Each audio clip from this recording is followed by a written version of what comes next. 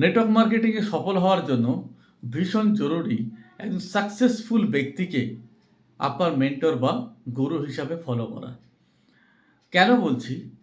কারণ আপনি যে প্রবলেমের মধ্যে দিয়ে যাবেন, যে স্ট্রাগল পিরিয়ডের মধ্যে দিয়ে যাবেন, অলরেডি সেই সাকসেসফুল ব্যক্তিটা সেই পিরিয়ডগুলোকে কিন্তু কভার আপ করে চলে এসছে।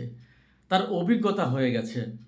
৫ বছর ১০ বছর সে কাজ করে নিজেকে এমন লেভেলে নিয়ে গেছে, তাই আপনি যদি তাকে ফলো করেন, তার কথাকে শুনে চলেন, তাহলে আপনার অনেক কম সময়ের মধ্যে অ্যাচিভমেন্ট আসবে, যতটা কিনা তার লেগেছে। তাই আপনার যে গুরু, তার যে র‍্যাংক পেতে যে সময় লেগেছে, আপনার সময় কিন্তু কম লাগতে পারে। যদি আপনি তাকে শুনে নেন, তাকে যদি ফলো করেন। কারণ সে যে অভিজ্ঞতায় গেছে, তার যে ভুলগুলো হয়েছে, সেগুলো সে আজকের দিনে সে বুঝতে পেরেছে, ওই সময় এটা ভুল করেছিলাম, এই সময় সেটা ভুল করেছিলাম, এটা করা উচিত ছিল। আপনাকে সেই ভুলগুলো করতে দেবে না। কিন্তু আপনি যদি আপনার গুরু নির্বাচন ভুল করেন, তাহলে আপনি কিন্তু সারা জীবনের জন্য ঘুরপাক করতে থাকবেন। অন্ধ গলিতে ঘুরপাক খাবেন।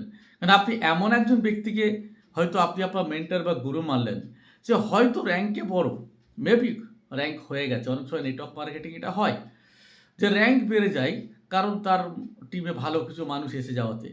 কিন্তু র‍্যাংক বেড়ে যাওয়া আর স্ট্রাগল করে র‍্যাংক নেওয়া দুটো তো এক জিনিস নয়। তাই এই জায়গাটা যদি আপনি ঠিকঠাক চুজ করতে পারেন, তাহলে আপনি নিশ্চিত থাকতে পারেন যে আপনি সফল হবেনই, এটা গ্যারান্টিড।